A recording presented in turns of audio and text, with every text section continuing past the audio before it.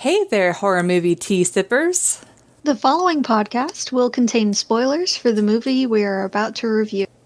If you have not seen the movie and do not wish to have anything ruined prematurely, then please do not continue to listen until after you have seen the movie.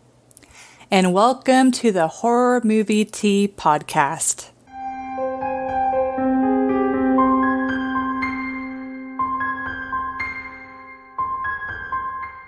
Today, for our second week of December, we will be covering what we consider to be a classic horror Christmas movie, and that is A Christmas Horror Story. But before I give the deets on that, let's go ahead and move on to tea.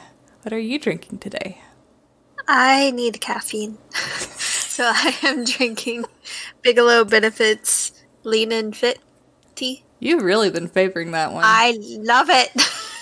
I need to try that one. It really helps me wake up. It's got citrus and oolong, and it's just...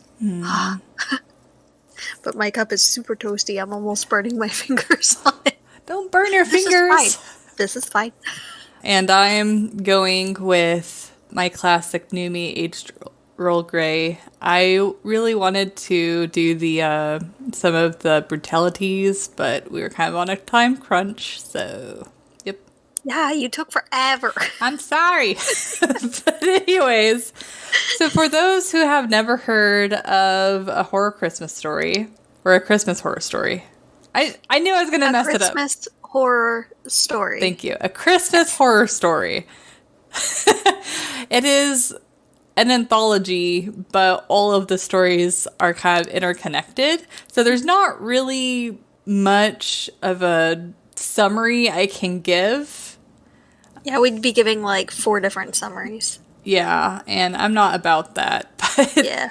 The kind of the overarching summary, though, is William Shatner is a radio host, and he's just like talking about Christmas, and there's some sort of massacre at the mall, and this overarching story is affecting everyone within the different anthologies that it's referring to. Yeah, it's all in the same city, and Yes. there are different spooky things going on. Yes. In Bailey Downs. Yes. There's Krampus, changelings, gosh. Ghosts.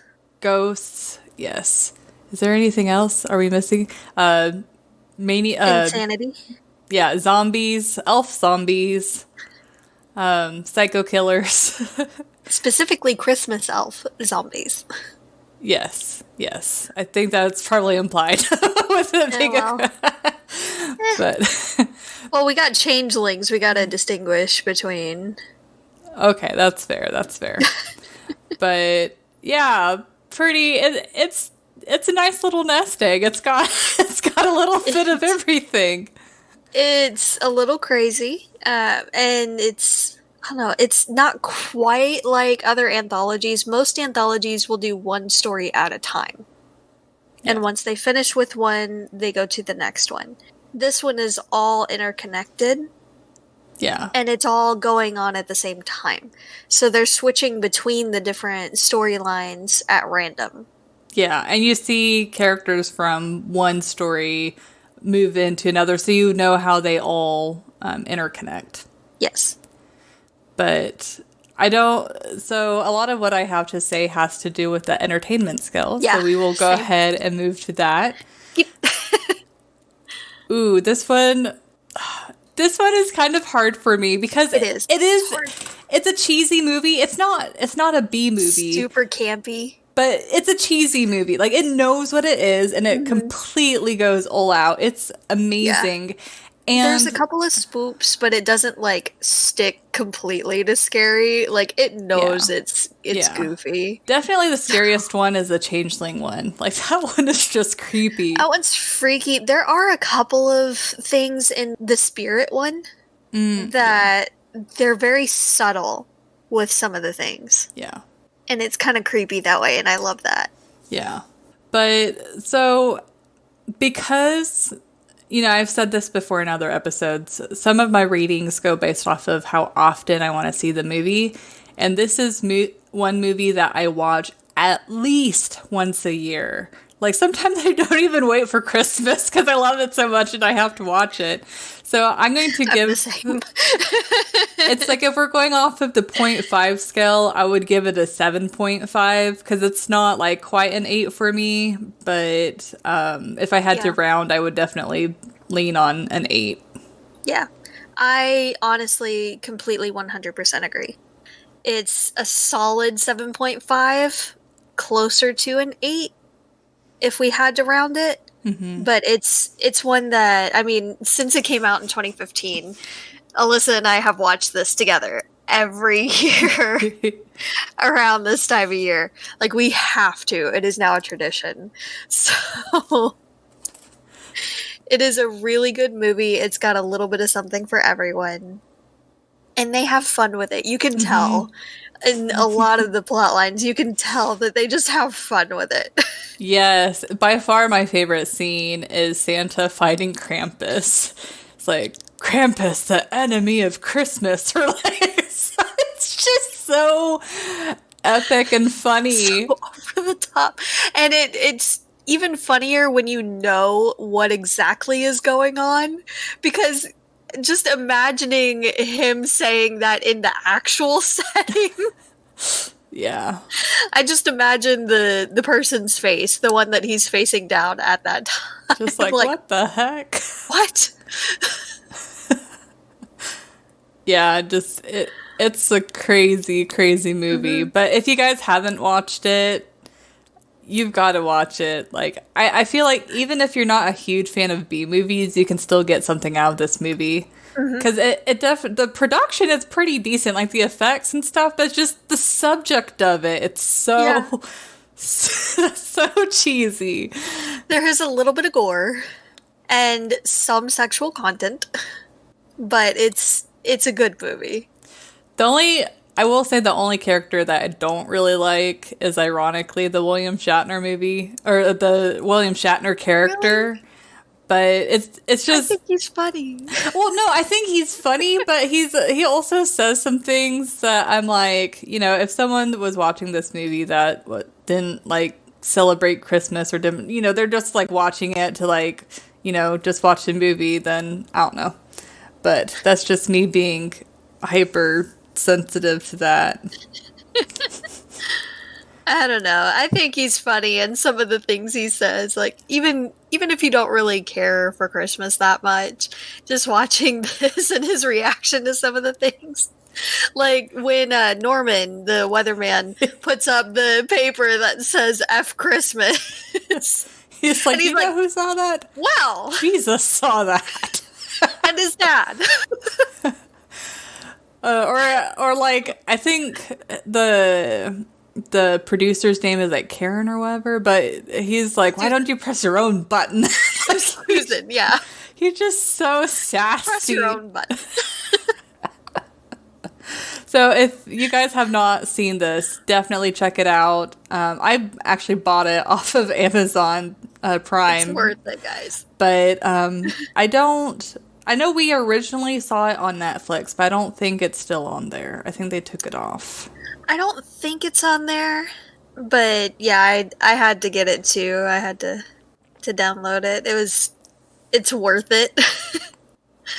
And I have to have it on hand, especially for this time of year. It's great. Yep. But yeah, so the movie, they seem to know what they're doing. I don't have any specific critiques about it. They know the type of movie that they're going into, and they just embrace it full force. I feel like they do kind of like change the cinematography. Like they know how to change it up to like change the intensity. But, you know, they do what they can. But to be fair, because of the subject line, it doesn't... it's hard to take it seriously. Yeah. There's a few parts that have made me jump, and they make me jump pretty much every single time. But I remember first watching the movie and being creeped out. So if you've never seen it and you're going in for the first time, you might get kind of like creeped out or chilled. But it's never like absolutely terrifying. It's just kind of like, ugh, like the Changeling. walking on the ceiling or staring in the background really with glowy freaked eyes. you out. That's not okay. Like, not okay. And the glowing eyes. Ugh. And seeing its reflection in the window. What it actually looks like. Yeah. I really like, though, in the spirit one, noticing, since we've seen it and we know what all is going to happen and everything, I like to look now in the backgrounds. And I've noticed quite a few things that I didn't realize were there before. Mm. So, like, there's, toward the beginning of that particular storyline, when they first go down there, the guy with the camera pans over and you see a girl right before the door frame cuts off the line of sight of that room. They don't make any sound for any kind of recognition of it. They don't call attention to it or anything. You see a person right there as he pans away. Yeah. And then they do the same thing later on. They show like someone sitting on the shelf. I didn't point this out while we were watching it. I meant to, no. But so you see someone in jeans sitting on a shelf as he's panning around. They don't really show a face, but you see the legs there. And then you see like a woman's face really close to the camera, and he freaks out and then looks at it again, and it's one of the mannequins. So it's little things like that are really cool and are a little more subtle, and I really appreciate those. And God, everything has to have a big loud noise. Yes. And this is purely me nitpicking, but with our comments with other movies about teenagers and sex, I will say that this one's a little bit uncomfortable with the teenage sex, just because they're legitimately teenagers. Like, they don't look like, 20-somethings pretending to be cute. They legitimately look 16 or 17. Yeah, like so, and then young. the fact, like, how long they drag out that particular scene, but I almost kind of wonder, and, we can't read the filmmakers' minds, but, well, first of all, I'm sure that this movie is probably meant to be more kind of a teenage type of movie, because it's not, I don't know, I could picture it like being geared towards teenagers, because I just feel like teenagers tend to be like a huge part of horror movie audiences. But also, I wonder if they brought out that scene to make it feel really uncomfortable. Possibly. I mean, it makes sense, though, why it's in the movie. Yeah. It's not... The ghost wants them to have a child. Yeah, it's not like the other horror movies where it's like, we're in a cabin, random sex scene, and then it like goes on. It's like, no, there's a purpose to this particular scene. Yeah. So, and I do feel bad for one of the guys. He was like trying to be faithful. He was a good guy and trying to be nice about it too. He's like, no, stop. This is not going to happen. I have a girlfriend. There's something wrong. Are you okay? Like, you're not acting normal. He was genuinely concerned. Yeah. And then he dies. Yeah. Because he didn't have sex with her. It's like, because he was a good person. I mean, the other guy, to be fair, he didn't have a girlfriend, but it's so funny how she's just like shined the flashlight in his face, and he's like, huh? Rude. Trying to sleep here. Rude. Yeah, that one, I feel, out of all of the stories, that one's my least favorite one, but it's not like I don't enjoy it. Because, as you said, they do have, like, a lot of background ghost stuff that's kind of cool. Yeah. And I love, like, any of those found footage movies where they're like, oh, we're ghost investigators and we're in an asylum or we're in a school. Like, I get that vibe in that story, and I love those types of movies. So I can't hate it, but out of all of them, it's probably my least favorite. Well, and I do find it funny, too. Like, they start hearing some weird things and start getting creeped out. And they're like, okay, I think I've got everything we need here, so let's peace out, guys. Yeah, but then they get locked in. And then they realize that they can't get the door open. Though, why they never tried to take the hinges off? Yeah, I don't know. But Okay. which is... Okay, I said my least favorite. What is your least favorite story in the anthology? I don't know.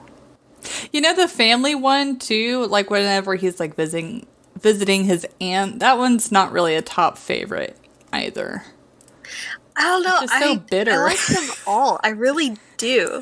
Well, she's bitter, but that's why you don't feel as bad when the daughter turns into Krampus and she gets hers. No, I meant like all of the characters in that story, like the family, the aunt, like everyone's a bitter Scrooge. Well, yes. But that's what makes it fun to watch. Yeah, that's fair. And I like that they have, because you kind of wonder, I mean, like the boy is a brat, but he doesn't seem that bad. And you kind of wonder why he's, like, the first one actually taken by Krampus. And then the daughter reveals that he's been killing their pets. Yeah. He's the reason they keep going missing. That's so messed up. And you don't feel as bad for... When they're all jerks like that, you don't feel that bad for them getting taken or killed. Like it was obviously purposeful. Yes. But the mother... Dang, she's a piece of work. She has some daggers for words, I'll tell you that. Savage. Yeah. Like, on the drive there, we were both like, why are they even together? Like, I know, like, she's so... Why are they still trying to be a family and all with all this? There's so much hostility in that one car. Because he was asking, he's like, I just want us to all get along or have a nice Christmas or whatever. And she's like, then you're asking for a Christmas miracle or something. Yeah, so you're asking for a Christmas miracle. Like, oh my God. He's like, I just want us all to be a happy, loving family for this Christmas. Yeah. Well. Do you have a favorite story? Again, that's really hard. I know. I really like the Santa one and the Changeling one. There's both parts in each of those stories that I'm not like completely 100% on board with, but they're pretty level for me. I mean, the Santa one really makes me laugh because you can tell, like, the people that they cast for the elves are really having fun with it. There's so much language. But it just the way they say it and all, Christmas you can't not laugh. Christmas themed swearing. Yes, and you can't not laugh. It's just too funny. And it does kind of take you out of the mindset of this is supposed to be scary because you're too busy laughing. Yeah. But it makes it so entertaining. Yeah.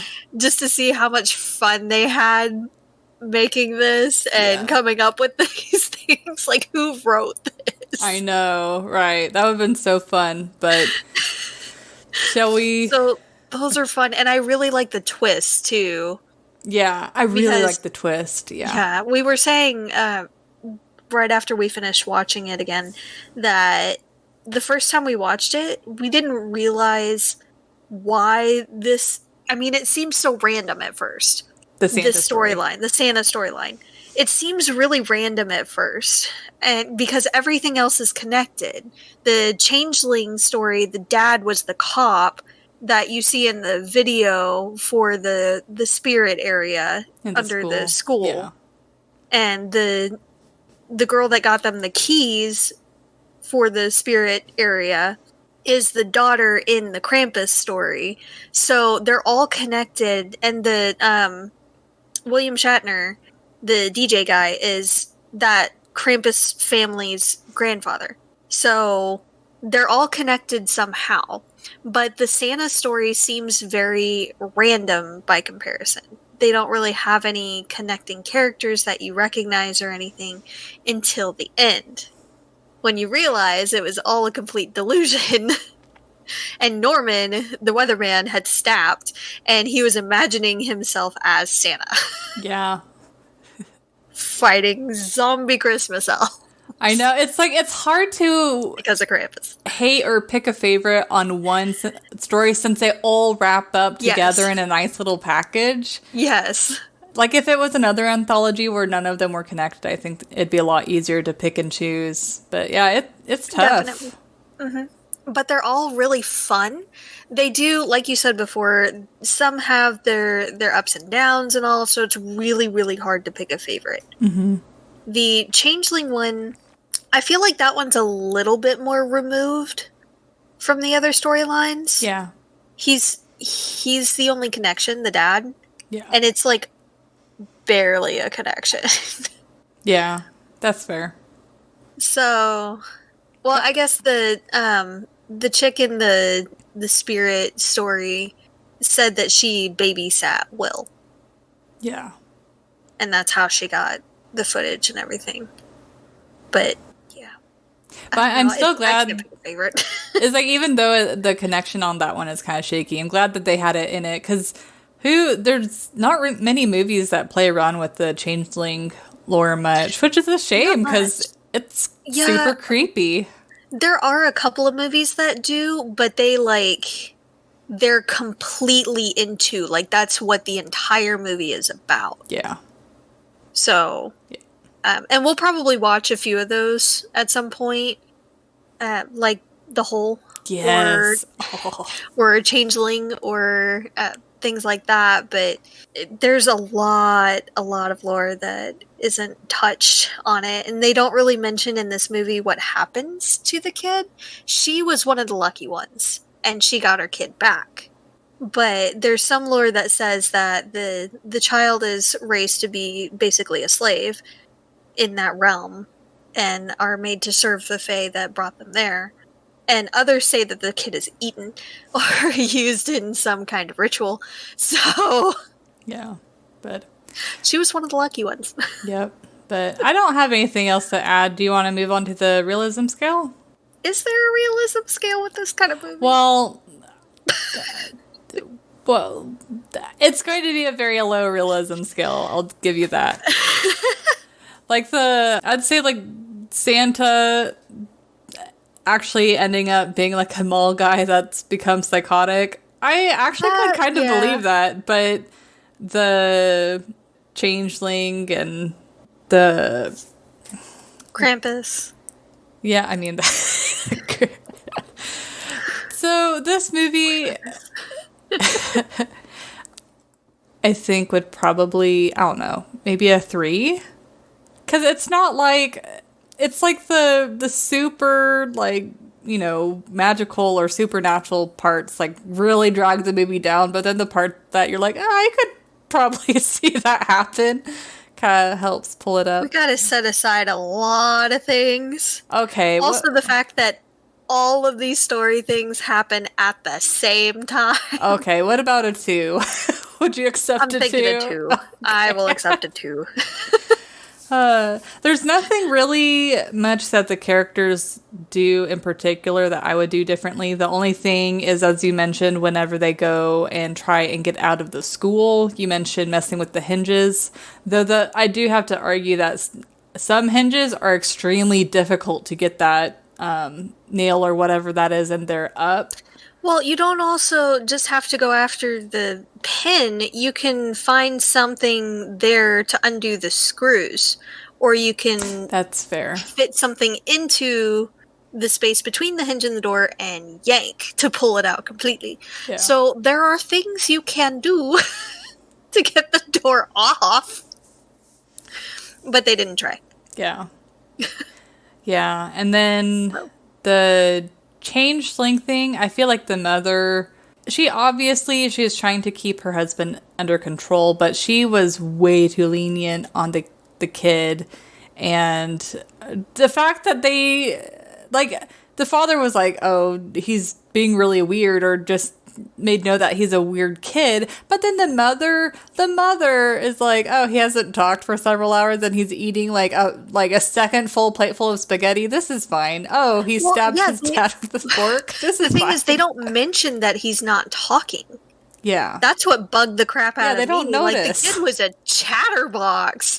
walking into the forest to get the tree, and then after they find him, he doesn't say a word. Yeah. And then No. the only thing they really seem to notice is the fact that he's eating a lot and that he didn't need to use his inhaler. I'm like, I'm sorry, but I'm not buying it. If I was a parent, I would notice that a lot quicker. Yeah, no. And the fact My that parents immediately would have been like, okay, what's going on? Yeah, or the fact that, like, the kid wasn't really responding to them. I'm not buying the fact that they had to be told that something was wrong with their son. Yeah. Yeah. It was definitely off. Yeah.